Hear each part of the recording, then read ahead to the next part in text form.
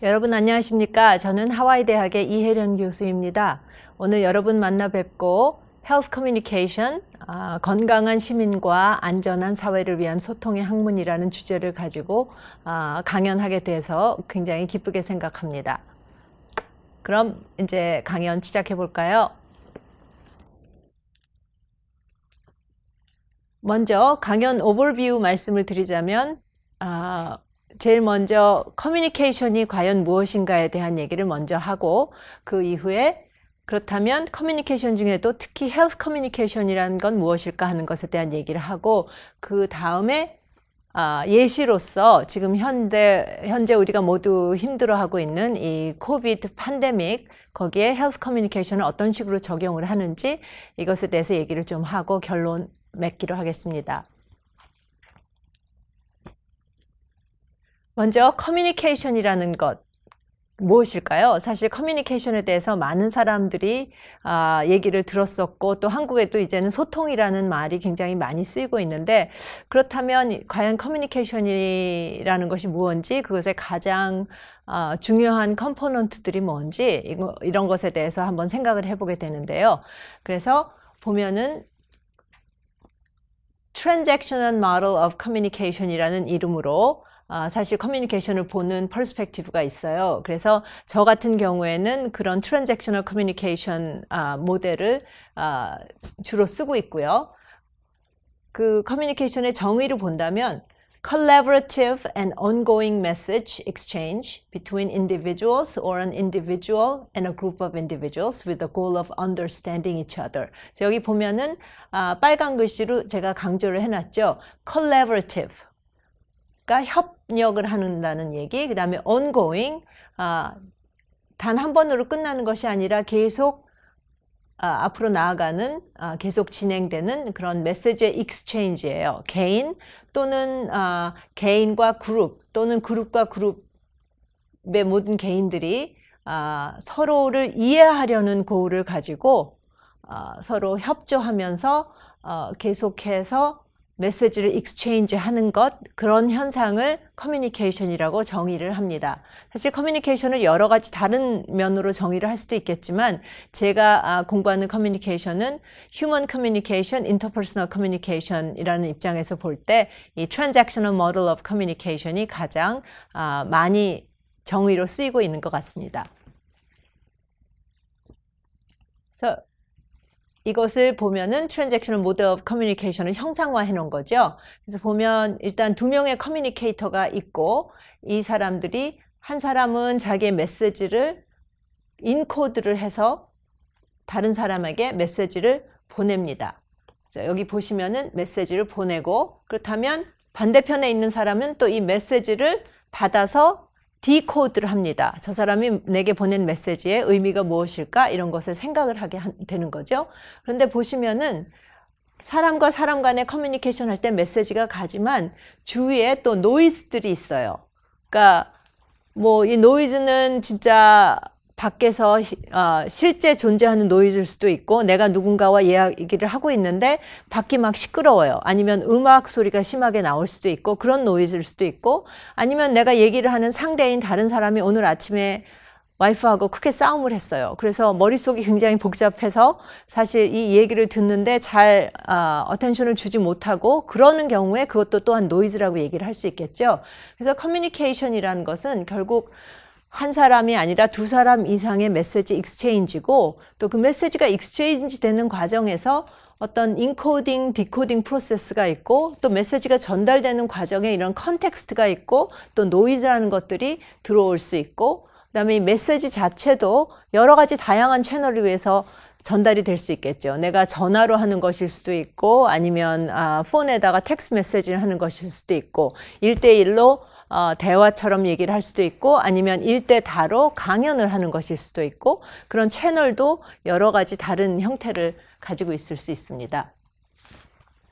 그래서 커뮤니케이션의 주요한 특성을 보면은 첫 번째 프로세스, 커뮤니케이션이라는 것은 사실 어떤 프로덕트가 아니라 그 서로 소통을 해가는 과정이 굉장히 중요한 학문이고요.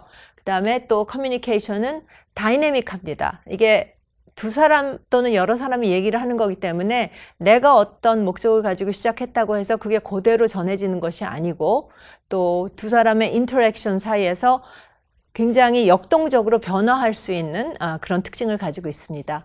또 커뮤니케이션은 인터랙티브해요. 그러니까 두 사람 또는 여러 사람이 서로 얘기를 하면서 이야기가 왔다 갔다 하지 대부분 한 사람이 그냥 이렇게 렉처 하듯이 이렇게 얘기를 하는 경우는 사실 잘 없죠. 우리가 소통을 한다고 얘기할 때는 주로 내가 얘기를 하고 저 사람이 듣고 또 그 사람이 얘기를 했을 때 내가 또 거기에 받아서 얘기를 할 수 있고 이렇게 인터랙티브한 것이 커뮤니케이션의 또 한 중요한 특성이 되겠습니다.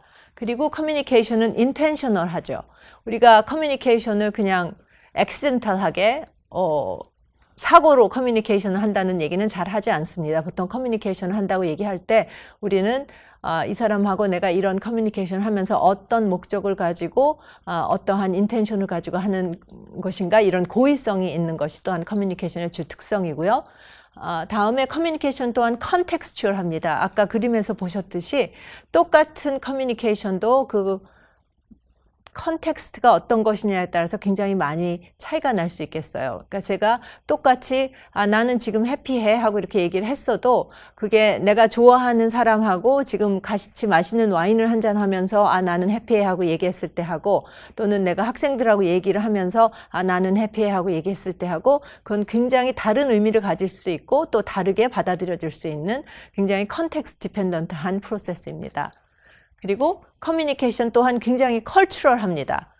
컬처럴 문화적이라는 얘기는 사실 그 커뮤니케이션의 바탕이 되는 이 문화적인 백그라운드가 굉장히 중요한 역할을 해요. 그래서 내가 예를 들어서 이제 한국 사람들한테 나는 오늘 굉장히 슬펐어 이렇게 얘기를 했을 때 그 사람들이 그걸 들어주는 무슨 의미로 저 사람이 그런 얘기를 할까 하는 거하고 내가 만약에 그 얘기를 예를 들어서 뭐 중동의 어느 나라에 가가지고 다른 사람들하고 만났을 때 그런 얘기를 했을 때 그 사람들이 또 내가 똑같은 얘기를 하더라도 이 사람이 이 무슨 의미로 나한테 이런 얘기를 하는 거지? 나한테 이런 얘기를 할 때 이거를 내가 좋게 받아들여줘야 되나? 아니면 굉장히 이게 이상한 건가? 이런 모든 것들이 아주 컬처럴 디펜던트 하기 때문에 커뮤니케이션을 제대로 잘 이해하려면 사실 문화적인 백그라운드, 커뮤니케이션에 인게이지하는 파티들의 문화적인 백그라운드를 잘 이해하지 않으면 커뮤니케이션의 그 목적도 잘 이해할 수 없고 또한 커뮤니케이션의 효율성 또한 많이 떨어지게 됩니다. 그래서 제가 커뮤니케이션을 물론 공부하니까 중요하다 생각하겠지만 또 그 외에도 왜 커뮤니케이션이 중요한 걸까요? 여기에 대한 말씀을 몇 가지 드릴게요. 그래서 첫 번째는 꼭 제가 커뮤니케이션을 공부하는 사람이어서가 아니라 사실 여러분 모두 인정하시겠지만 커뮤니케이션이 결국 모든 휴먼 인터랙션의 기본이 됩니다. 무엇을 하든 우리가 사람들과 관계를 좋게 만들기 위한 것이든 아니면 이 사람과 직장하고 일하고 관련된 것으로 어떤 목적을 가지고 커뮤니케이션을 하는 것이든 아니면 또 어떤 사람을 봤을 때 내가 굉장히 관심이 있어서 이 사람에 대해서 알아보고 싶어서 커뮤니케이션을 하는 것이든 무엇이었든 간에 커뮤니케이션은 결국 모든 휴먼 인터랙션의 아주 기본적인 베이시스가 되는 것이기 때문에 커뮤니케이션을 잘 이해하는 것 또는 커뮤니케이션을 상황과 시츄에이션에 따라서 잘 할 수 있는 그 스킬이 사실은 모든 휴먼 인터랙션의 근간이 되는 아주 중요한 컴포넌트라고 하겠습니다. 또한 요새같이 복잡한 현대사회에서 사실 모든 일들은 혼자서 우리가 처리를 하기가 쉽지 않죠. 결국 사회가 더욱더 복잡해지고 우리가 하는 일들이 더욱더 많은 여러 가지 컴포넌트를 가지고 있게 되면서 우리 커뮤니케이션이 필요한 것은 그 모든 것들이 결국은 팀 에포트로 이루어져야 되고 결국 팀이 여러 사람이 같이 일을 해야 된다면 또 그 근간이 되는 커뮤니케이션이 없으면 이펙티브하게 저희가 일을 성취해낼 수가 없겠죠. 또한 이제는 세상이 굉장히 많이 어떻게 말하면 좁아졌다고 할 수 있죠. 그래서 옛날 같지 않게, 물론 지금은 우리가 코로나 시대이기 때문에 여행을 잘 하지 못하지만 그래도 그전에는 얼마나 많은 사람들이 이제 자유롭게 여행을 하고, 그다음에 사실 그 세계 전체의 경제라든가 이런 것도 서로에게 밀접한 관계를 가지고 있기 때문에 사실 커뮤니케이션을 통해서 이 모든 다양한 글로벌라이즈된 월드들이 서로 같이 일을 하고 협력해야 하고 이럴 어케이전이 굉장히 많아졌습니다. 사실 그런 상황에서 우리가 아까 제가 말씀드렸듯이 커뮤니케이션은 굉장히 컬처럴한 것이기 때문에 그런 컬처럴 백그라운드라든가 이런 것을 잘 이해하고 커뮤니케이션을 10분 잘 활용을 하지 않으면 어떤 이 글로벌한 소사이어티에서 우리가 성공적으로 일을 하기도, 또는 성공적으로 사람과 친해지고 성공적으로 사람들과 어떤 태스크를 같이 이뤄낼 수 없겠죠. 그런 면에서 커뮤니케이션은 세상이 자꾸 더 글로벌라이즈 되면 돼 갈수록 훨씬 더 큰 역할을 하게 되는 것 같습니다. 또한 커뮤니케이션 레볼루션이 왔죠. 사실 여러분들 뭐 지금 다 핸드폰 다 가지고 계시고 스마트폰 다 가지고 계시고, 또 집에 가면 스마트폰이 있고 스마트 TV가 있고 스마트 리프리저레이터도 있고, 사실 커뮤니케이션 테크놀로지가 굉장히 많이 발전을 했습니다. 그래서 커뮤니케이션 테크놀로지가 발전하면서 그만큼 커뮤니케이션이 저희 생활에 더욱더 큰 파급 효과를 주고 얼마나 커뮤니케이션을 잘 이용하는가에 따라서 굉장히 큰 임팩트를 줄 수 있어요. 예를 들어서 옛날 같으면은 뭐 TV나 방송국을 통해서가 아니라면 여러 사람에게 커뮤니케이션 하기가 참 어려웠죠. 근데 여러분 보세요. 요새 트위터가 있고 페이스북이 있고 이런 것들을 통해서 그냥 한 개인이 아주 쉽게 뭐 100만이 넘는 사람들에게 자기의 메시지를 전할 수 있고, 자기가 원하는 이미지를 전송할 수 있고, 자기가 원하는 노래를 같이 쉐어할 수 있고, 이런 세상이 됐어요. 그래서 그렇기 때문에 커뮤니케이션이 이제 사람들한테 미칠 수 있는 파급 그 효과가 훨씬 커진 상황이에요. 그렇기 때문에 더더욱 커뮤니케이션을 어떻게 잘 저희가 필요한데 적재적소에 잘 디플로이를 하느냐가 굉장히 중요한 상황이 되었습니다. 마지막으로 저희가 이제 졸업하는 학생들을 고용하는 여러 회사들이 있을 텐데 그 회사들에 한번 서베이를 해본 적이 있어요. 그래서 본인들의 회사에 이제 새로운 일꾼을 고용을 한다면 그들에게 가장 필요로 되는, 그분들한테 가장 가졌으면 좋겠다고 생각하는 덕목이랄까 아니면 스킬이랄까 그런 게 뭐가 있습니까? 이렇게 여쭤봤을 때 거의 80% 이상의 임플로이어들이 커뮤니케이션 스킬이 좋았으면 좋겠습니다. 이렇게 얘기를 해요. 그러니까 아까도 말씀드렸듯이 모든 일하는 분야에서 협업을 해야 하고, 그리고 사실 굉장히 다양한 시츄에이션이 생기고 다양한 여러 사람과 인터랙트를 해야 되는 워크플레이스 시츄에이션에서 커뮤니케이션을 이펙티브하게 할 줄 아는 그런 임플로이가 굉장히 중요한 거죠. 그래서 결국 이런 여러 가지 이유를 종합해서 볼 때 사실 커뮤니케이션 스킬은 모두에게 가장 기본적으로 꼭 필요한 그런 스킬이 되겠습니다.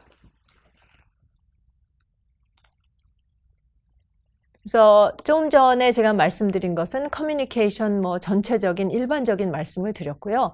그렇다면 과연 커뮤니케이션을 학문으로서 연구하는 그런 학자들이 있는데, 그렇다면 이렇게 학자들이 연구하는 학술 분야로서 커뮤니케이션 학이란 도대체 뭘까요? 그래서 결국 가장 기본적인 것은 사람들이 메시지를 사용해서 다양한 컨텍스트와 또 문화와 또는 채널과 또는 미디어를 통해서 의미를 만들어내는 과정, 그 과정을 공부하는 학문을 커뮤니케이션이라고 할 수 있겠습니다. 그리고 커뮤니케이션 학 내에는 사실은 인문학, 사회과학, 비판문화 연구 등 굉장히 다양한 종류의 학문적 전통들이 함께 공존하고 있습니다. 그래서 제가 이걸 하나하나 다 말씀드릴 수는 없겠지만 그래도 아주 간단히 일단 커뮤니케이션의 세부 연구 분야들이 어떤 곳들이 있는지 잠깐 말씀드릴게요. 그래서 첫 번째 매스 커뮤니케이션이 있습니다. 여러분들 보시는 TV, 뭐 뉴스페이퍼나 이런 것들 매스 커뮤니케이션이죠. 그래서 그 매스 커뮤니케이션이 우리 사회에 미치는 영향이라든지 또는 여론에 미치는 영향 이런 것들을 공부하는 학문이 매스 커뮤니케이션이고요. political communication. 지금 한참 미국에서는 지금 대통령 선거가 이틀 앞으로 다가왔기 때문에 굉장히들 난리가 났죠. 보시면 대통령 선거를 하기 위해서 뭐 그 정치적인 애드버타이즈먼트 광고도 많이 하고 또 그걸 커버하는 미디어 커버리지도 있고 또 나가서 또 유세를 하러 사람들을 개인적으로 만나기도 하고 이런 다양한 커뮤니케이션이 사실은 우리 정치 프로세스 안에 녹아들어 있습니다. 그래서 이런 커뮤니케이션이 정치 프로세스에 미치는 영향이 무엇인가를 연구하는 학문이 정치 커뮤니케이션이 되겠고요. 그 다음에 헬스 커뮤니케이션이 있습니다. 오늘 주제인데요. 헬스 커뮤니케이션은 과연 이 커뮤니케이션을 이용해서 우리가 어떻게 사람들이 좀 더 건강하게 살 수 있도록 좋지 않은 행동은 하지 않고 병에 걸리지 않게 예방하도록 도와주고 또 어떤 것은 건강에 굉장히 좋기 때문에 사람들이 많이 했으면 좋겠다 이렇게 또 그 건강을 증진시키기 위한 그런 메시지도 할 수 있고 또는 요즘 같은 경우에 뭐 이제 독감이 오니까 독감 예방 주사를 꼭 맞으라든지 뭐 이런 다양한 종류의 커뮤니케이션 프로세스가 있는데 이것을 건강하고 관련해서 건강에 접목시켜서 연구하는 것이 헬스 커뮤니케이션입니다. 또 인터내셔널 앤 인터컬처럴 커뮤니케이션을 공부하시는 분들은 이 커뮤니케이션이 국제적으로 한 나라의 컬처가 다른 나라의 컬처에 어떤 영향을 미치는지 또는 국제 관계라든지 이런 데 어떤 식으로 영향을 미치는지 그런 것을 연구하는 분들도 계시고 또 인터퍼스널 커뮤니케이션을 연구하시는 분들은 개인과 개인 간의 소통 또는 예를 들어서 사랑하는 사람들끼리 어떤 식으로 소통을 했을 때 이게 더 효과적이고 과연 왜 어떤 사람들은 자꾸 싸우고 그렇다면 이 소통 방법을 어떤 식으로 하면 더 나아질지 또는 의사가 환자를 만났을 때 이 환자한테 어떤 식으로 커뮤니케이션을 했을 때 조금 더 환자가 의사의 말을 잘 이해하고 또 의사가 이렇게 하세요 했을 때 잘 따를 수 있게 그렇게 도와줄 수 있는 것인지 뭐 이런 다양한 종류의 대인 커뮤니케이션을 연구하는 분들이시죠. conflict resolution도 굉장히 중요한 한 분야입니다. 그래서 커뮤니케이션을 써서 사람과 사람 간의 갈등 또는 회사와 회사 간의 갈등 또는 나라와 나라와의 갈등 이런 것들을 어떤 식으로 우리가 잘 해소를 할 수 있게 도와줄 수 있나 그런 것들을 연구하는 학문이 있고요. organizational communication은 커뮤니케이션이 그 조직 내에서 어떤 식으로 영향을 미치는가를 연구합니다. 예를 들어서 어떤 회사는 굉장히 횡적인 커뮤니케이션 시스템이 돼 있을 수도 있고 어떤 회사는 굉장히 종적인 커뮤니케이션 시스템이 있을 수도 있고 그렇다면 그런 것들이 사람들의 프로덕티비티 생산성에 미치는 영향 커뮤니케이션 그 보스와 아니면 그 밑에서 일하는 그 일꾼들 간의 커뮤니케이션이 어떤 식으로 진행이 됐을 때 사람들한테 어떤 영향을 주고 또 그 일하는 조직 내에 어떠한 영향을 주는지 이런 조직 내에서의 커뮤니케이션 프로덕트를 또는 커뮤니케이션 프로세스를 연구하는 학문입니다. Non-verbal communication 이것도 굉장히 중요하죠.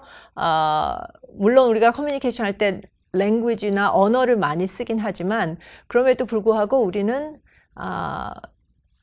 verbal이 아닌 non-verbal한 것도 커뮤니케이션이 굉장히 중요하게 우리 모두가 씁니다. 예를 들어서 사람을 볼 때 내가 그 사람의 눈을 바로 쳐다보고 얘기를 하는지 아니면 그냥 땅을 쳐다보고 얘기할 수도 있고 누군가를 만났을 때 반갑게 웃으면서 가까이 다가가서 얘기를 할 수도 있고 멀리 떨어져서 팔짱을 끼고 그 사람과 얘기를 할 수도 있고 또는 자기 여자친구, 남자친구가 이렇게 같이 앉아 있을 때 어떤 사람들은 서로 이렇게 얼굴을 쳐다보면서 얘기를 할 수도 있고 아니면 둘 다 앞을 보면서 얘기를 할 수도 있고 뭐 여러 가지로 non-verbal한 이런 제스처라든가 또는 눈짓이라든가 얼굴의 표정이라든가 이러한 것들도 사실은 커뮤니케이션에 굉장히 큰 영향을 미칩니다. 그래서 verbal보다는 그러한 것들을 중점을 둬서 연구하는 분들도 계십니다.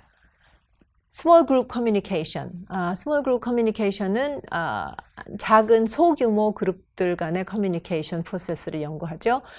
Organization communication 얘기했지만 그거는 대부분 큰 조직 내에서의 커뮤니케이션이고, small group은 예를 들어서 가족 유닛 또는 뭐 아주 작은 workplace 아니면 뭐 조그만 종교 집단 뭐 이런 작은 그룹 간의 커뮤니케이션이 어떻게 이루어지는지, 또는 할머니 할아버지와 손자 손녀의 커뮤니케이션 프로세스, 엄마와 아이들 간의 커뮤니케이션 프로세스, 과연 이 커뮤니케이션 프로세스는 어떤 영향을 미치고 사람들은 어떤 다른 커뮤니케이션 프로세스에 인게이지하고, 이런 것들을 연구하는 학문입니다. 마지막으로 비주얼 커뮤니케이션. 그래서 비주얼 커뮤니케이션은 여러분들 저 인스타그램 많이 보시죠, 요새. 그래서 이제는 단순히 우리가 텍스트를 하고 말만 쓰는 것이 아니라 어떤 비주얼한 것을 통해서 사진일 수도 있고 또는 비디오일 수도 있고, 이런 비주얼한 컴포넌트를 커뮤니케이션에 많이 녹여서 쓰죠. 또한 굉장히 중요한 분야이고, 그 이외에 뭐 영화라든가 또는 필름, 영화, 그 밖에 다른 여러 가지 비주얼 미디엄을 통해서 커뮤니케이션이 어떤 영향을 사람들에게 미치는지, 이런 것을 연구하는 학문입니다. 그래서 이렇게 다양한 종류의 커뮤니케이션의 세세한 그 학문 분야들이 있어요. 그래서 다들 본인이 관심 있는 부분들을 연구를 하고 계시는데, 이제 저 같은 경우에는 헬스 커뮤니케이션을 연구를 하게 됐어요. 그래서 오늘은 헬스 커뮤니케이션에 조금 중점을 두고 그게 뭔지, 어떠한 다양한 부분들을 우리가 연구를 하는지에 대해서 얘기를 해보기로 하겠습니다. 그럼 헬스 커뮤니케이션이란 과연 뭘까요? 이제 여기에 대한 정의도 사실 여러 곳에 나와 있지만, 이제 저는 이 미국의 질병통제국 또는 미국의 National Cancer Institute, 암 인스티튜트, 거기서 어답트한 헬스 커뮤니케이션의 정의를 씁니다. 그래서 the study and use of communication strategies to inform and influence individual and community decisions that enhance health. So 여기서 중요한 부분들은 inform and influence. 그렇죠? 그러니까 많은 사람들이 헬스 커뮤니케이션을 생각할 때 사람들에게 그냥 정보를 주는 것까지를 헬스 커뮤니케이션이라고 생각하는 분들이 많아요. 내가 건강에 관한 여러 가지 정보를 사람들한테 줘서 그 사람들이 그 인포메이션을 쓸 수 있게. 하지만 사실 헬스 커뮤니케이션은 그걸 훨씬 넘어서서 inform하고 educate 할 뿐 아니라, 또한 그 사람들이 이거를 어떻게 하면 이 사람들을 모티베이트하고 이 사람들의 행위를 우리가 인플루언스 할 수 있나까지를 노력하고 연구하는 학문입니다. 그리고 여기서 또 한 가지 중요하게 노트해야 될 거는 인디비주얼과 커뮤니티 디시전이에요. 그러니까 많은 부분들이 또 건강 이렇게 생각하면 그거는 개인의 행동이라고 생각을 하는데, 사실은 그렇지 않고 많은 개인의 행동이 사실은 나라 또는 어떤 오르가니제이션 또는 가족 유닛, 이러한 다른 여러 가지 레벨에 영향을 많이 받습니다. 그래서 사실 그 건강하고 관련된 행위를, 우리가 개인의 행위를 영향을 주고 싶다면 이런 다른 레벨 또한 같이 바꾸지 않으면, 그냥 개인한테 너 그 행동은 하지 마, 그렇게 하는 걸로 쉽게 바꿔지는 일이 아니거든요. 그래서 개인과 사회, 커뮤니티가 건강에 대한 디시전 메이킹을 하는데, 우리가 어떻게 커뮤니케이션을 써서 인폼하고 인플루언스하고 모티베이트 할 수 있는지, 이런 것들을 연구하고 또 공부하는 학문이라고 하겠습니다. 그래서 헬스 커뮤니케이션의 이제 연구 분야가 굉장히 다양해요. 그리고 제가 지금 이 뒤에 해놓은 이것들도 사실은 아주 모든 것을 다 총망라한 것은 아니고, 그 중에 이제 큰 맥락이 되는 것들만 망라를 해봤습니다. 그래서 조금 말씀을 드리면, 먼저 커뮤니케이션 캠페인, 여러분들 아마 금년 캠페인 같은 거 많이 보셨죠? 그래서 금년 캠페인, 이런 것들을 공부하는 것이 이제 커뮤니케이션 캠페인이에요. 어떻게 하면 우리가 캠페인을 조금 더 효율적으로 해서 그 사람들한테 좋은 정보를 주고 또 정보를 줄 뿐만 아니라 이 정보를 사람들이 잘 써서 그 사람들의 태도도 바뀌고 또 행동도 바뀌고 좋은 쪽으로 건강해질 수 있게 우리가 도와줄 수 있을까? 이런 것들을 공부하는 학문입니다. 그 다음 두 번째는 Entertainment Advocacy. 그것도 굉장히 중요한 분야인데 사실은 우리가 그 캠페인 같은 메시지를 봤을 때 누군가가 나한테 이렇게 해 이렇게 아주 눈에 보이게 메시지를 주는 그런 경우도 있지만 사실 우리가 더 많이 영향을 받는 것은 사실 영화를 봤다거나 또는 드라마를 봤다거나 거기에 다른 사람들이 어떻게 하는 것 같이 보이거나 이러한 그 엔터테인먼트 미디어 안에 건강과 관련된 행동들이 어떻게 그려지느냐가 우리가 남이 나를 설득하려는 생각을 하지 못하는 사이에 그게 우리 마음에 굉장히 큰 영향을 많이 미쳐요. 그러니까 예를 들어서 여러분들 이거는 뭐 건강은 아니지만 그 드라마나 영화를 보면 요새 저기 프로덕트 플레이스먼트 많이 하죠. 그 한국에서는 PPL이라고 그러는 것 같아요.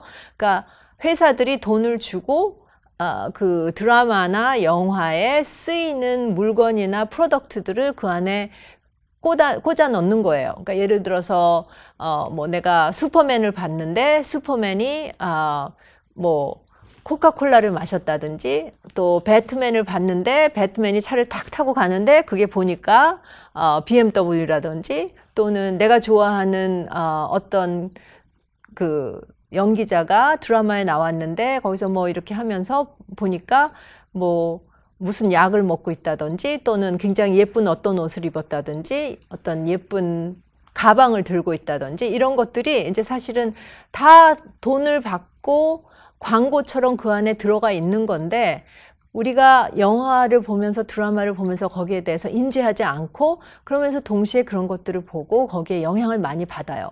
그래서 엔터테인먼트 애드보커시라는 거는 그러한 엔터테인먼트 컨텐트 안에 건강하고 관련된 것들을 과연 어떻게 우리가 폴트레이를 하고 어떻게 보여줄 것인지 왜냐하면 그것들이 사람들에게 많이 영향을 미치기 때문이죠. 그러니까 과연 내가 행복할 때는 그러면 술을 한 잔 마시는 거를 모델링을 할 수도 있고 아니면 내가 정말 행복할 때는 내가 좋아하는 사람을 찾아가서 서로 즐거워하면서 뭐 행복해하는 것일 수도 있고 그러니까 과연 엔터테인먼트 컨텐트 안에서 우리가 건강이라든가 이런 것을 어떤 식으로 모델링하는가 이거를 연구하고 또 그 영화 제작자들 또는 TV 뭐 영화 감독들 글 쓰는 작가들 이런 분들하고 연계를 해서 그 컨텐츠를 조금 더 건강한 쪽으로 이끌어 나갈 수 있도록 그렇게 노력을 하는 분들이 계세요. 그래서 그분들이 이제 엔터테인먼트 애드보커시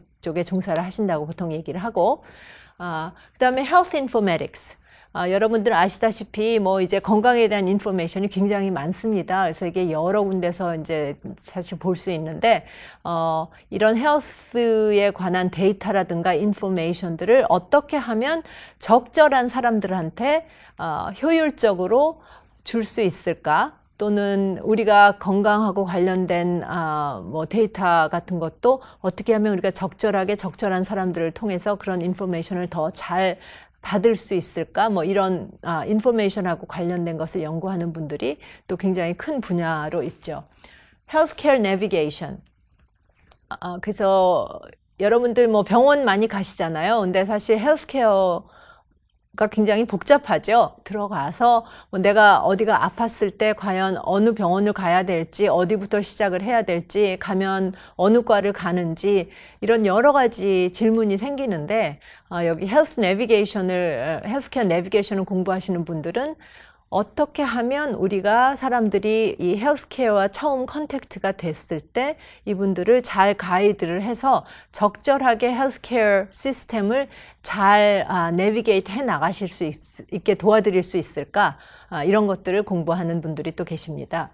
그다음에 patient doctor communication 또 굉장히 헬스컴 중에 많은 분들이 그걸 연구하고 계시는데 여러분들 몸이 아프면 의사를 보러 가시잖아요. 그랬을 때 의사하고 이 환자들하고의 커뮤니케이션이 굉장히 중요한데 이 커뮤니케이션이 어떻게 이루어지느냐에 따라서 환자가 나는 진짜 앞으로는 몸이 이렇게 안 좋은데 이 이유가 이러하니까 앞으로는 이런 거는 나쁜 행동은 하지 말아야겠다. 그리고 의사 선생님 말씀을 잘 들어야겠다. 이렇게 생각을 할 수도 있고, 저 의사 굉장히 기분 나빠. 뭐 내가 잘 모르는 것 같이 이렇게 얘기를 하는데 자기가 뭘 안다고 이렇게 생각을 할 수도 있고, 또는 이제 의사 선생님과 환자가 또 언어가 다를 때도 있고 컬처가 다를 때도 있어요. 그러니까 지금 한국에도 그 뭐 비엔남이나 이런 데서 온 사람들도 많고 그렇잖아요. 근데 이제 그런 분들이 예를 들어서 한국말을 잘 못할 때 몸이 안 좋아서 의사를 보러 갔을 때 그럼 과연 의사 선생님과의 커뮤니케이션은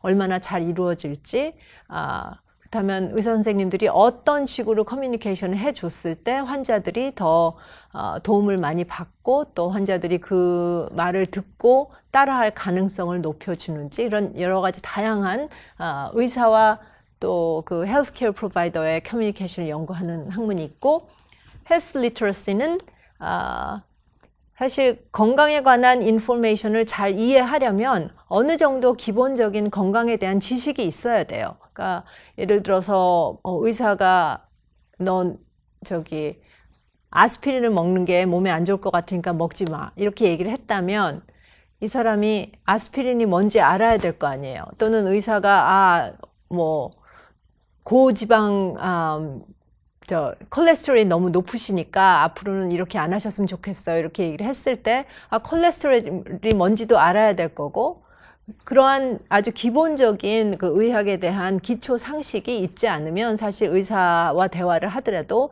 병원을 가더라도 무슨 말이었는지 잘 이해하지 못할 수도 있고 그렇습니다. 그래서 이 헬스 리터러시는 어떻게 하면 사람들한테 이 기본적인 꼭 필요한 의학 지식을 잘 가르쳐서 이분들이 병원이나 헬스케어 시스템에 가서 인터랙트를 할 때 효율적으로 그 인포메이션을 알아듣고 소화하고 잘 쓸 수 있게 그렇게 도와주는 것들이에요. 그러니까 이제 헬스 리터러시 같은 경우에는 이제 물론 교육 수준이 굉장히 큰 중요한 팩터가 되겠고, 언어도 굉장히 큰 팩터가 돼요. 이제 저는 미국에 살고 있으니까 미국 같은 다문화 또는 다민족이 사는 데는 그 영어가 잘 되지 않는 최근에 이민 온 사람들도 굉장히 많고, 그렇다면 이런 분들이 이제 그 헬스케어 인더스트리하고 인터페이스를 할 때 어떠한 것들은 적어도 알아야 이분들이 그 인터랙션에서 자기들이 필요한 걸 얻을 수 있을까, 이런 기본적인 헬스 리터러시를 가르치고 그렇게 하는 학문입니다.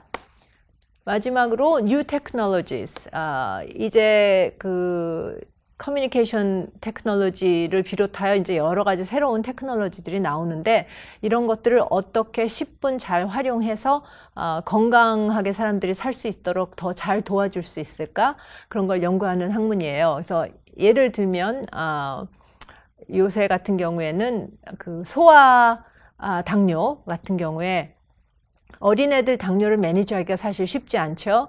그런데 이제는 모두들 스마트폰이 있으니까 그걸 잘 할 수 있도록 앱을 만듭니다. 그래서 그 아이와 또 그 아이의 어머님과 그리고 또 아이 학교 선생님과 아이의 주치의와 또 학교에 있는 널스와 이런 사람들을 함께 묶어서 같이 커뮤니케이트 할 수 있는 앱이 있기도 하고, 혹시라도 이렇게 모니터를 하다가 그 데이터가 다 모두에게 전송이 되고 얘가 슈거 레벨이 막 올라갔거나 이랬을 경우에 의사 선생님한테도 그 인포메이션이 가서 부모님한테 얼러트를 보낼 수 있고, 이런 식으로 여러 가지 다양한 앱이라든가 테크놀로지를 써서 사람들이 그 뭐 크로닉 디지즈, 그러니까 늘 가지고 살아야 되는 그런 질병을 잘 매니지 할 수 있게 도와주는 그런 것들을 연구하는 분들이 많이 계시죠.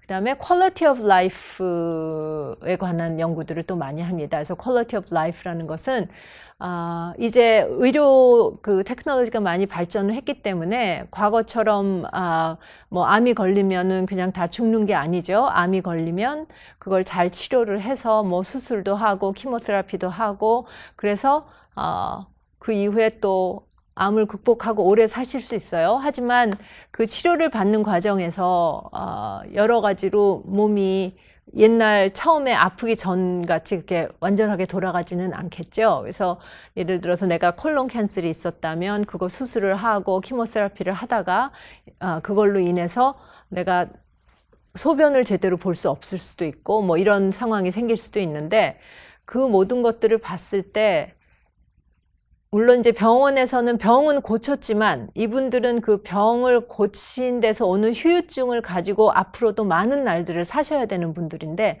그렇다면 이런 분들이 결국 암으로 돌아가시진 않았지만 다른 이런 후유증들을 안고 살아가야 되는 그 상황에서 어떻게 하면 조금이라도 인생을 그래도 좋은 퀄리티를 가지고 살아가실 수 있게 도와드릴 수가 있을까? 그게 뭐 의사나 아니면 간호원들이 아주 레귤러하게 체크업을 하는 것일 수도 있고 아니면 비슷한 병을 앓은 사람들끼리의 서포트 그룹 같은 거를 만들어서 서로 얘기를 하고 서로 지원을 해줄 수 있게 하는 것일 수도 있고 아니면 또 어떤 인터뷰를 가지고 프로페셔널한 상담사가 계속 전화를 하거나 컨택트를 해서 이분들을 좀 힘든 부분들을 얘기를 들어드리고 뭐 이렇게 할 수도 있고 그래서 여러 가지로 이런 후유증을 가지고 오래 사셔야 되는 분들의 그 라이프 퀄리티를 어떻게 하면 우리가 모던 테크놀로지라든가 커뮤니케이션 프로세스를 잘 써서 도와드릴 수 있을까 이런 쪽을 또 연구하는 분들도 많이 계십니다. 그래서 이렇게 굉장히 다양한 분야를 아우르고 있습니다. 헬스 커뮤니케이션은.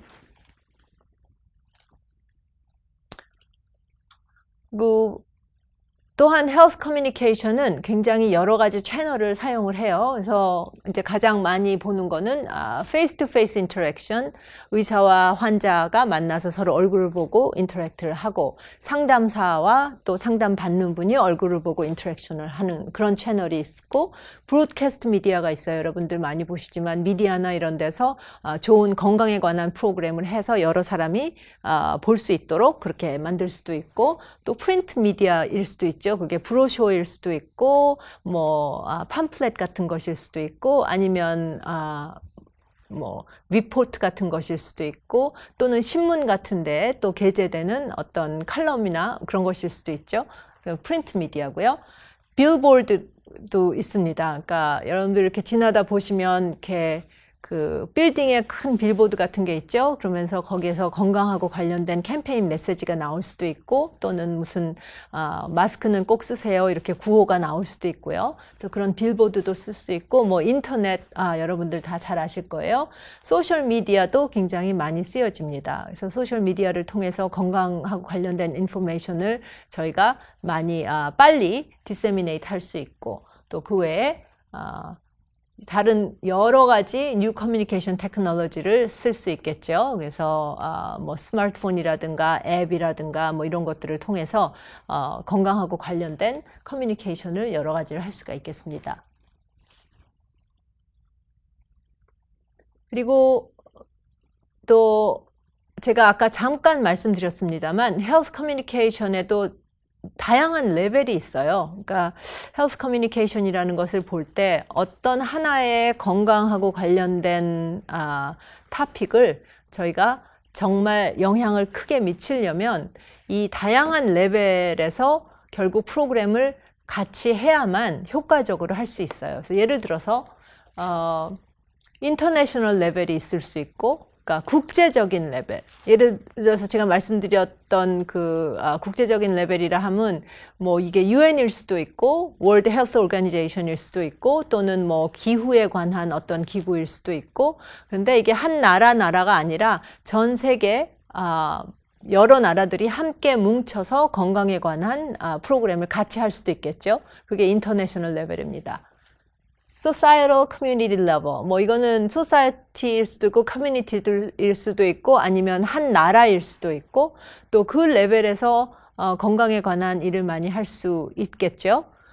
그리고 organizational level. 예를 들어서 뭐 그 workplace라든지 어느 직장이라든지 또는 어느 학교 내에서라든지 또는 뭐 어떤 의사협회라든지 이런 여러 가지 organization들 자체도 그 안에서 건강 커뮤니케이션하고 관련된 여러 가지 프로그램을 할 수가 있습니다. 그리고 마지막 인터퍼스널하고 그룹 레벨이 또 있어요. 그러니까 어떤 건강 프로그램은 사실은 개인한테 하는 것보다는 그룹으로 하는 게 더 make sense 하는 것이 많아요. 예를 들면 제가 어린 아이들한테 어떻게 하면 더 좋은 건강한 음식을 먹을 수 있나 그런 이제 영양에 대해서 캠페인을 하고 싶다면 그 캠페인은 사실 아이들한테만 해서는 안 되겠죠. 결국은 누가 음식을 만들고 누가 얘들한테 그 밥을 주겠어요? 부모님이거든요. 그러니까 사실 내가 궁극적으로 영향을 주고 싶은 사람이 그 아이들일지언정 제 커뮤니케이션 프로그램 자체는 그 가족 전체 또는 부모님, 어머님 뭐 이렇게 그런 유닛 모두에게 커뮤니케이션 하지 않으면 아이들의 음식 먹는 헤빗을 저희가 결국 영향을 줄 수 없겠죠. 그래서 어떤 때는 인터퍼스널 또는 그룹 레벨의 커뮤니케이션이 굉장히 중요하고 이제 마지막으로 우리가 많이 생각하는 인디비주얼 레벨. 담배 피는 거 건강에 해로워요. 담배 끊으세요. 또는 독감 백신을 맞는 게 중요해요. 가서 백신 맞으세요. 이렇게 개인들에게 가는 메시지나 프로그램이 있겠습니다. 그래서 사실 이렇게 다양한 지금 제가 5가지 레벨을 얘기했는데 뭐 인터내셔널 레벨은 이제 굉장히 큰 에포트고 대개의 경우에 한 나라 국가 안에서의 커뮤니케이션을 헬스 커뮤니케이션을 한다고 치면은 소사이럴 커뮤니티 레벨, 오르가니제이셔널, 인터퍼스널이나 그룹 레벨, 인디비주얼 레벨 이렇게 4개 정도를 주로 생각을 합니다. 그래서 사실 헬스 커뮤니케이션이라는 학문이 이제 다른 커뮤니케이션 학문 그 세부 분야에 비해서 사실은 조금 어려요. 다른 커뮤니케이션들이 훨씬 더 전에 시작을 했다면 헬스 커뮤니케이션은 사실 가장 왕성하게 활동을 하기 시작한 게 아마 최근 한 뭐 5, 60년 정도 그래서 그 학문적인 걸로 볼 때는 다른 것들에 비해서는 사실 역사가 좀 짧아요. 근데 그 5, 60년여 동안에 저희가 헬스 커뮤니케이션을 여러 가지로 연구하고 그런 과정에서 굉장히 중요한 그 레슨을 하나 얻었다 한다면은 결국 이거예요. Comprehensive Multi-Level 프로그램이 필요하다. 그러니까 어떤 헬스 비헤이비어 하나를 그것도 롱텀으로 우리가 successful하게 인플루언스하고 싶다 그랬을 때 comprehensive한 조금 전에 말씀드렸던 societal community level과 interpersonal group level과 individual level과 organization level까지 이런 다양한 레벨에서 프로그램을 진행을 해야 하고 그래서 그 프로그램이 comprehensive 해야만 사실은 건강 individual의 behavior를 길게 롱텀으로 봤을 때 우리가 성공적으로 바꿀 수 있다고 그렇게 보여집니다. 그래서 제가 현재 여러분들 우리 모두 전 세계적으로 이 코비드-19 팬데믹, 한국에서는 코로나 바이러스라고 많이 얘기하죠. 이 팬데믹을 전부 다 겪고 있는데 그렇다면 과연 이 코비드 팬데믹하고 관련된 커뮤니케이션 뭐 어떤 것들이 있을까 한번 제가 짚어보면 어떨까 생각했습니다.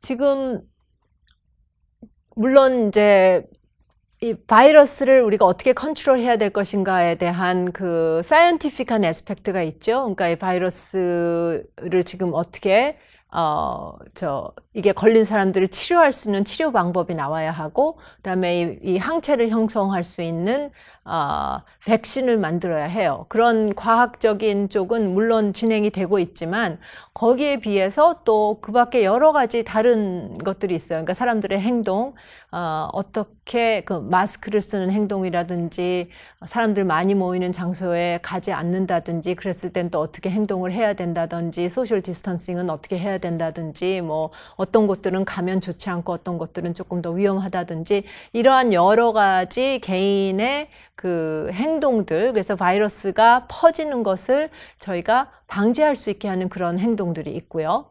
그 다음에 이제 거기에 또 비해서 요새 많이 얘기를 하는 팬데믹과 과 거의 마찬가지로 지금 우리가 인포데믹이 왔다고 얘기를 해요. 왜냐하면 우리 모두 이 소셜 네트워크 미디어를 가지고 있고 그러면서 진짜 너무 많은 이 팬데믹에 대한 인포메이션들이 우리 주위에 지금 범람을 하고 있는데 그 중에 어떤 것들은 뭐 사실인 것도 있고 어떤 것들은 알아두면 정말 좋은 것도 있지만 또 많은 인포메이션은 사실이 아니고 오보인 것도 있고 또는 어떤 사람들이 아주 좋지 않은 인텐션을 가지고 사실이 아닌 것을 써서 어떤 프로덕트를 팔아먹으려고 그러는 것일 수도 있고 그렇죠? 그래서 이런 여러 가지 인포메이션이 진짜 저희 주위에 범람을 하고 있는데 그래서 그것을 이제 저희가 인포데믹이라고 얘기를 합니다. 그래서 여기 보면은 그 World Health Organization의 디렉터 제너럴이 얘기를 하기를 Fake news spread faster and more easily than the virus and is just as dangerous. 그렇죠? 페이크 뉴스나 이런 것들이 사실은 바이러스보다 더 빨리 퍼져나가고 있고 그리고 바이러스만큼이나 위험하다 이렇게 얘기를 합니다. 그래서 또 한 가지 이제 우리가 이 팬데믹 내에서 중요하게 봐야 할 것은 이런 인포데믹 이것도 커뮤니케이션이 굉장히 큰 역할을 하는 부분이 되겠습니다. 그래서 팬데믹을 과연 우리가 제대로 극복을 하려면 특히 이런 그 바이러스가 더 스프레드되는 것을 막기 위한 어떤 예방 그리고 이런 인포데믹이라든가 이런 것들 우리가 어떻게 잘 적응을 해야 될까 그렇게 봤을 때 제가 보기에는 아까 말씀드렸듯이 여러 가지 레벨을 저희가 다 태클을 하지 않으면 성공적으로 이 팬데믹을 저희가 이겨나갈 수 있지 않을 것 같아요. 그래서 보면 소사이티 앤 커뮤니티 레벨 프로그램들이 있어야 하겠고 또 여러 가지 오르가니제이션들 안에서의 프로그램도 있어야 하겠고 또는 작은 인터퍼스널이나 그룹 유닛을 대상으로 하는 프로그램도 있어야 할 것 같고 또 개인들에게 가는 프로그램도 있어야 하겠습니다. 먼저 제가 소사이티 커뮤니티에다 인터내셔널도 같이 넣었는데 이렇게 큰 덩어리가 큰 뭐 인터내셔널, 내셔널, 소사이럴 또는 커뮤니티 레벨에서 과연 어떤 유닛들이 있나 예를 잠깐 들어보면 이게 물론 이것들이 다라는 건 아니고 그 중에 중요한 것들을 제가 예를 좀 넣어봤어요. 그래서 우선 월드 헬스 오르가니제이션 있죠. 굉장히 중요한 인터내셔널 바디입니다. 그리고 유나이티드 네이션 또한 지금 이 팬데믹하고 관련돼서 중요한 스테이크홀더죠. 그다음에 각 나라의 정부가 있고 또 각 나라의 의회도 있고 또한 그 내셔널 정부와 의회 밑에는 또 지방자치 정부도 있을 수 있고 지방의회들도 있을 수 있습니다. 그리고 또한 코로나나 그것에 관련된 여러 정부 기관이 또 있을 수 있겠죠. 그래서 뭐 질병통제국이라든지 식약청이라든지 이런 오르가니제이션들이 있을 수 있겠어요. 그래서 사실은 저희가 팬데믹을 successfully 극복하기 위해서는 이 모든 중요한 societal community 레벨의 엔티티들이 함께 일해야 하고 이분들 각각 또 필요한 커뮤니케이션 프로그램들을 제대로 임플리멘트를 해야 될 것 같습니다. 그 다음 두 번째 레벨로 이제 오르가니제이션을 보는데 일단 미디어 굉장히 인포데믹의 큰 중요한 축을 하고 있는데 미디어도 과연 우리가 이 인포데믹이 우리에게 데미지를 미치지 않게 하기 위해서 미디어 as a whole 그들이 해야 할 또 중요한 역할들이 있습니다. 또한 여러 소셜 미디어 회사들, 뭐 이게 페이스북일 수도 있고, 뭐 트위터일 수도 있고, 다른 뭐 네이버일 수도 있고, 구글일 수도 있고 이러한 소셜 미디어 회사들이 많아요. 왜냐하면 이 회사들 그들이 가지고 있는 어떤 포털들이 인포데믹에 컨트리뷰트하는 게 굉장히 크잖아요. 사실 많은 부분의 인포데믹은 사실 이런 소셜 네트워크 미디어 사이트를 통해서 스프레드 되는데 과연 그렇다면 이걸 우리가 적절히 대응을 하기 위해서는 이런 소셜미디어 테크놀로지 회사들 함께 커뮤니케이션 프로그램에 참여하는 것이 굉장히 중요합니다. 그 외에 뭐 여러 가지 다양한 회사들, 월플레이스들이 있겠고 또는 학교나 대학이나 연구소들도 있습니다. 또 연구소들은 그 필요한 그 백신이라든지 이런 연구도 해야 하지만 또 그 밖에 인포데믹이나 이런 것에 대한 연구 또한 많이 진행들이 되고 있는데 이러한 것들을 과연 어떤 식으로 우리가 잘 사람들에게 커뮤니케이트하고 좋지 않은 인포메이션이 스프레드 되지 않도록 스탑할 수 있고 이런 것들을 학교, 대학, 연구소 다 같이 중요한 역할을 할 수 있습니다. 또한 병원 또는 뭐 의사협회, 간호사협회 이런 그 직업군들이 함께 일하는 그런 조직 또한 굉장히 중요한 역할을 할 수 있습니다. 그러니까 의사협회라든가 간호사협회라든가 이런 데에서 사람들에게 코비드하고 관련된 커뮤니케이션 같은 것을 했을 때 훨씬 더 사람들이 크레디빌리티 높게 갈 수 있고 그래서 그런 오르가니제이션도 굉장히 큰 역할을 할 수 있고요. 또한 학술지들 굉장히 중요합니다. 저희가 팬데믹하고 관련돼서 여러 가지 연구가 나오는데 사실은 그 연구를 어떠한 연구들을 얼마나 스피디하게 우리가 다 사람들한테 알리고 쉐어할 수 있고 또한 특별히 그런 것들을 뭐 정부라든가 정치가들한테 또는 학자들한테 디세미네이트 해서 적절한 폴리시를 만들고 또 적절한 그 사이언스 디벨롭먼트를 할 수 있을지 이런 것들 해서 이런 학술지를 오운하고 있는 뭐 퍼블리셔들이나 학술지 자체들이나 에디터들을 굉장히 중요한 역할을 할 수 있습니다. 이제 그룹으로 봤을 때는 사실 가족, 친구, 직장 동료, 동호회, 뭐 과학자, 연구자 이런 여러 가지 다양한 그룹들이 있는데요. 이런 그룹 스페시픽한 커뮤니케이션도 사실은 굉장히 중요해요. 물론 우리가 개인들에게 뭐 이렇게 해라 저렇게 해라 얘기할 수 있겠지만 사실은 너뿐만이 아니라 너의 가족과 너의 친구와 너 같이 뭐 취미 활동을 하는 사람들과 그런 사람들과 어떤 식으로 함께 커뮤니케이션을 했을 때 우리가 팬데믹을 조금 더 잘 이겨낼 수 있을까 이런 프로그램들 많이 있을 것 같습니다. 그리고 마지막으로 개인들을 봤을 때 이제 개인들도 사실은 커뮤니케이션 메시지들이 뭐 매직 블랙 같이 그냥 하나의 메시지를 가지고 모든 사람을 다 임팩트를 줄 수는 없어요. 그래서 헬스 커뮤니케이션에서 가장 중요하게 생각하는 것은 그 개인들도 또한 적절하게 세그멘트를 만들고 그리고 그분들의 맞는 적절한 메시지들을 테일러해서 거기에 맞춤형 메시지를 만들어서 그 메시지를 쉐어할 때 그게 더 효과적일 수 있어요. 그래서 인디비주얼 중에서 이제 뭐 일단 크게 가장 글로벌하게 볼 때는 그냥 대중이 있을 수 있겠지만 또 그 밑에 특별히 뭐 학생 또는 학부모 또는 선생님들 뭐 이런 분들 그분들만의 아주 유니크한 뭐 걱정도 있을 거고 뭐 필요한 지식도 있을 거고 대처법도 있을 수 있을 거고 이런 것들을 테일러해서 커뮤니케이션을 하는 게 중요할 것 같고요. 뭐 그 외에 또 기저질환 보유자나 또는 고령자들이나 이런 분들 특별히 조심스러운데 이분들을 위한 또 조금 더 자세하고 맞춤화된 그런 메시지들 필요할 것 같고 또한 의학업계 종사자 사실 굉장히 많은 스트레스들을 지금 느끼고 있을 사람들인데 또 이분들만을 위해서 특별히 이제 그분들에게 필요한 메시지들도 아마 있으리라고 봅니다. 그래서 이런 여러 가지 다양한 인디비주얼을 아우르는 그 맞춤형 메시지들이 다 만들어져서 적절한 채널을 통해서 전달이 잘 되는 게 굉장히 중요하다고 생각합니다.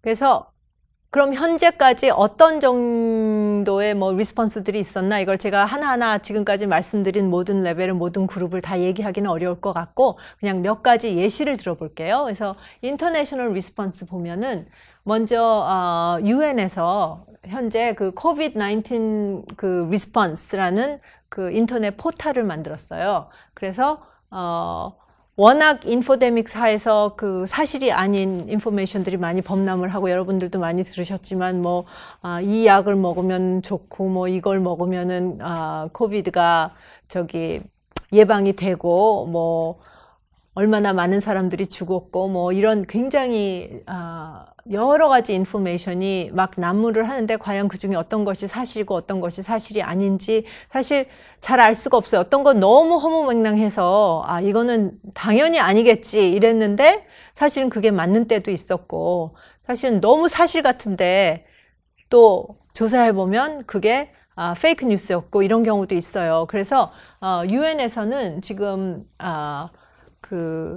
자기들이 선별해서 진짜 reliable하고 accurate한 information만 코비드에 대한 것을 계속 업데이트를 하는 이 코비드 리스폰스 포털을 만들어 놨어요. 그러니까 여기 다른 여러 가지 메시지나 그런 소스를 보는 것보다 reliable한 information 소스를 원할 때는 이 UN 코비드 리스폰스 포털이 아마 큰 도움이 될 것 같고요.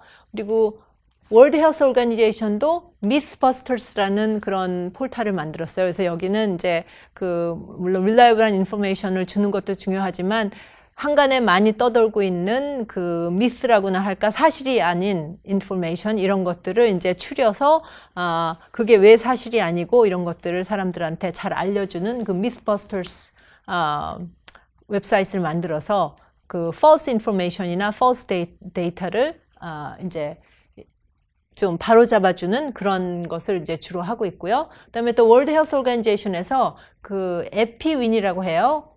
WHO Information Network for Epidemics. 그래서 이 웹사이트는 인포메이션을 굉장히 맞춤형으로 만들려는 노력을 많이 해요. 그래서 사실 아까 제가 개인들 중에 여러 가지 다른 그룹이 있는데 의사들을 위한 리소스 또는 간호원들을 위한 리소스 또는 학생들을 위한 리소스 또는 지방 정부를 위한 리소스 또는 에피데미올로지를 연구하는 학자들을 위한 리소스 이런 식으로 굉장히 다양하게 세분화된 타겟 파퓰레이션 그룹을 만들어서 그 스페시픽한 그룹에 필요하고 적절한 인포메이션들을 또 따로 이렇게 다 정리를 해서 그런 곳들에 자기가 맞는 타겟 그룹을 제대로 찾아 들어가서 필요한 인포메이션을 다운로드 할 수 있도록 그렇게 만들어줬고 또한 그와 병행해서 에피윈에서 계속적으로 세미나 같은 것들을 해요. 온라인 세미나라든지 줌 미팅이라든지 이런 거를 해서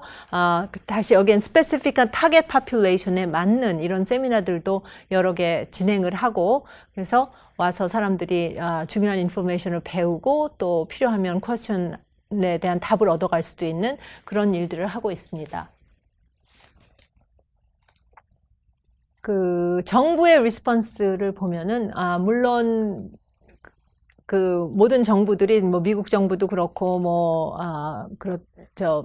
유럽도 마찬가지고 또 한국도 그러하지만 사이언스를 빨리 어드밴스를 시키기 위한 노력을 많이 경주하고 있죠. 그래서 어떻게 하면 빨리 이펙티브한 백신을 만들어내고 그걸 또 어떻게 디스트리뷰트를 할 것인지 또 어떻게 하면 코로나 바이러스 걸린 사람들한테 치료하는 방법이 테라퓨틱이 어떤 것이 있을까 이런 걸 연구하는 노력들을 지금 많이 하고 있는데 그 외에 또 가버먼트가 커뮤니케이션하고 관련해서 많은 캠페인들을 하고 있죠. 여러분도 많이 보시지만 마스크를 쓰라는 이런 메시지들 많이 보시고 또 소셜 디스턴스가 지금 현재는 레벨이 몇이고 또 소셜 디스턴스가 이 레벨일 때는 어떤 것들을 해야 하고 하지 않아야 하고 이런 것들에 대한 인포메이션을 캠페인 형식으로 여러분들에게 많이 전달을 하고 있습니다.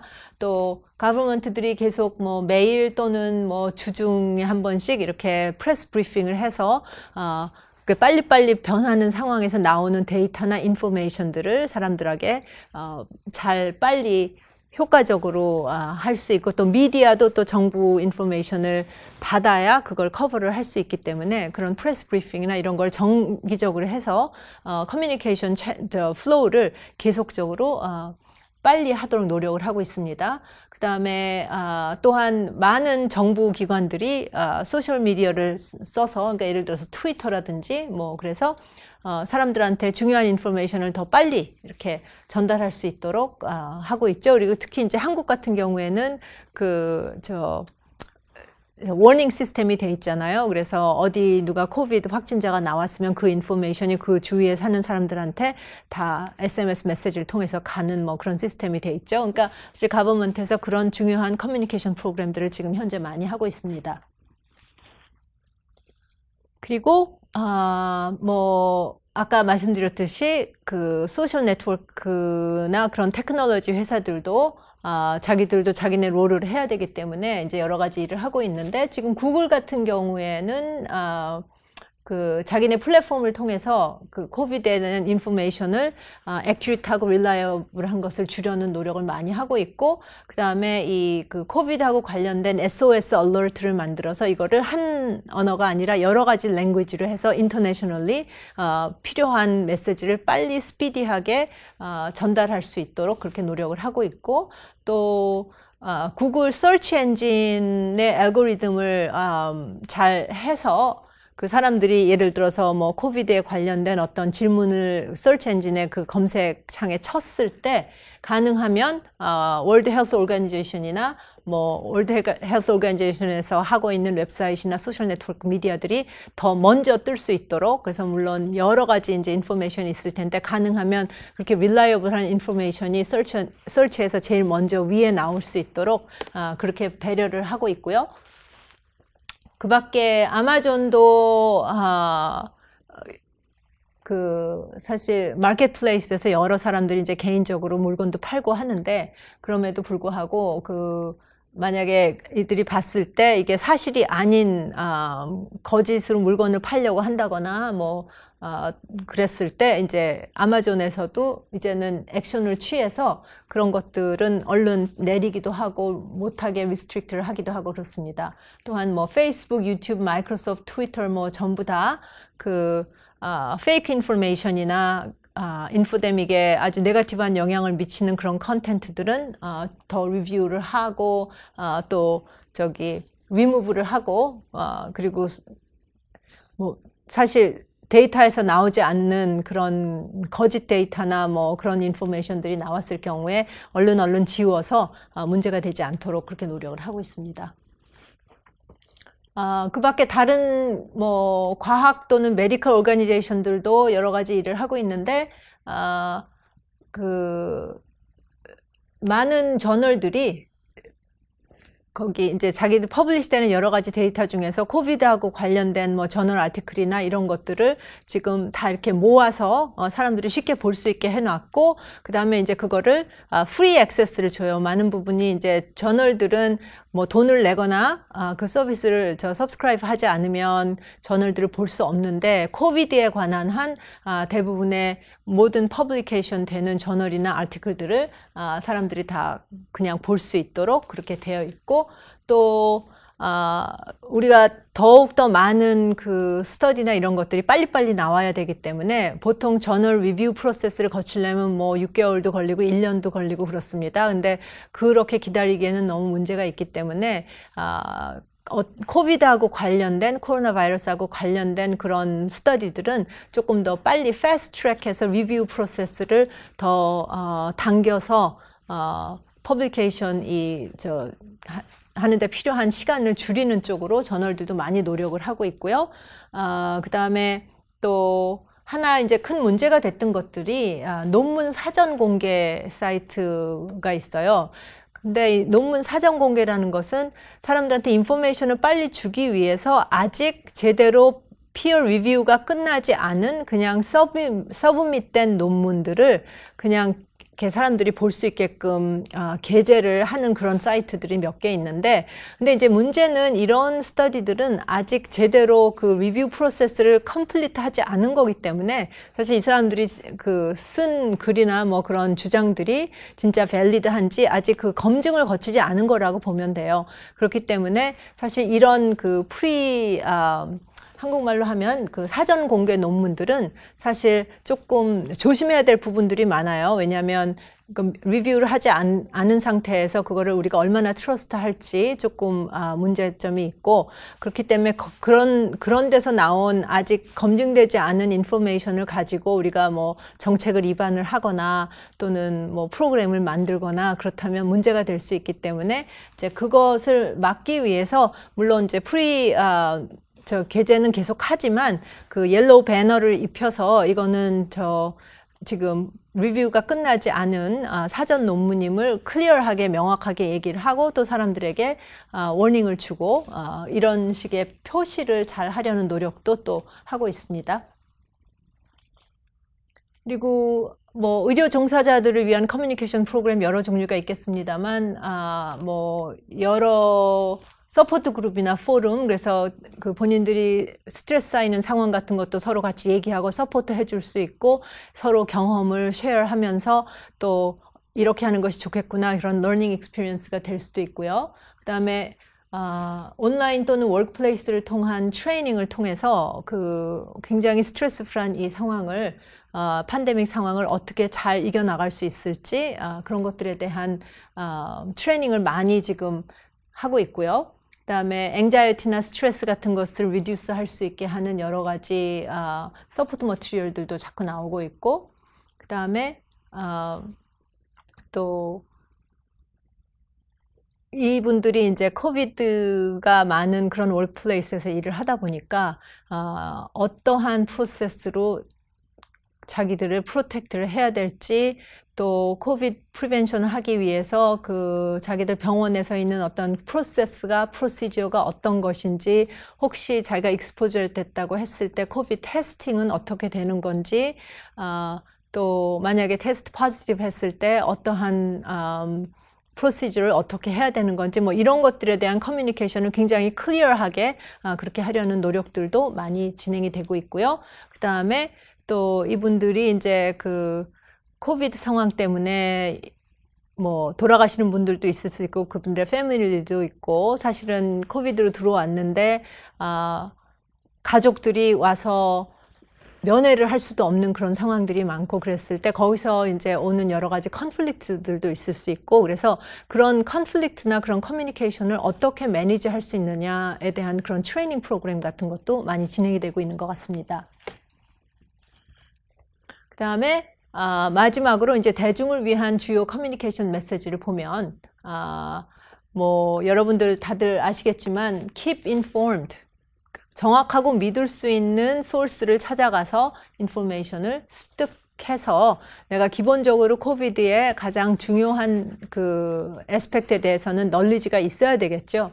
그러면서 가짜 뉴스나 자극적인 정보는 가급적이도록 피하도록 노력을 하셔야 되고 또한 하루 종일 그냥 여러분들 저기 재택근무한다고 안 나가시거나 또는 저 바이러스 때문에 겁나서 안 나가시고 근데 텔레비 앞에 앉아서 계속 뉴스를 보시거나 뭐 이랬을 때 또 거기서 오는 그 앵셔스니스나 뭐 스트레스 같은 것도 생길 수 있어요. 그러니까 그런 것도 주의해야 될 것 같고 규칙적인 일상생활을 정립하는 게 필요할 것 같아요. 사실 재택근무를 하는 분들 특히 뭐 또는 코비드 때문에 잡이 없어지신 분들도 있을 것 같고 근데 그렇더라도 가능하면 어떤 루틴하게 아침에 적절한 시간에 일어나서 아침, 점심, 저녁을 적절한 시간에 먹고 또 적절한 시간에 잠을 자고 거기에 적절한 휴식 또는 균형 잡힌 식단 음식을 잘 챙겨 드시고 뭐 운동이나 산책 같은 거 해서 좀 정신 전환도 하고 그리고 사실은 자기 정신적인 나의 감정 상태 이런 거에 대해서 조금 더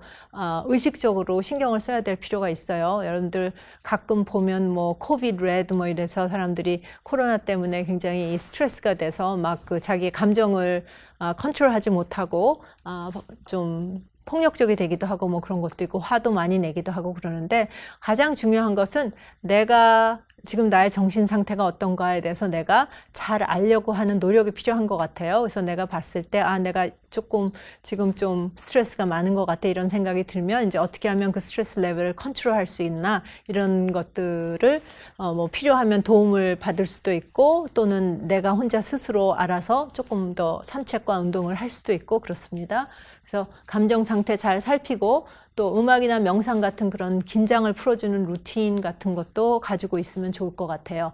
그리고 이런 때일수록 더더욱 고립되지 않도록 내 친구나 친지들과 커뮤니케이션을 자주 하는 것 필요하고 물론 이제 연세가 많으신 부모님들 자주 찾아가 뵙기는 좀 바이러스 때문에 문제가 되더라도 뭐 우리 커뮤니케이션 그 테크놀로지가 워낙 잘 돼 있으니까 그런 가능한 뭐 줌일 수도 있고 아니면 텍스트일 수도 있고 뭐 비디오 챗일 수도 있고 그런 걸 통해서 더 많은 커뮤니케이션을 하는 것 굉장히 중요할 것 같아요. 그리고 내 생각하기에 도움이 필요하면 꼭 혼자서 고민하시지 말고 이렇게 사람들한테 상담이나 뭐 이런 도움을 즉시 요청하시는 게 중요하고 그런 도움은 어디서 받을 수 있는지 알아두시는 것이 굉장히 중요하겠습니다.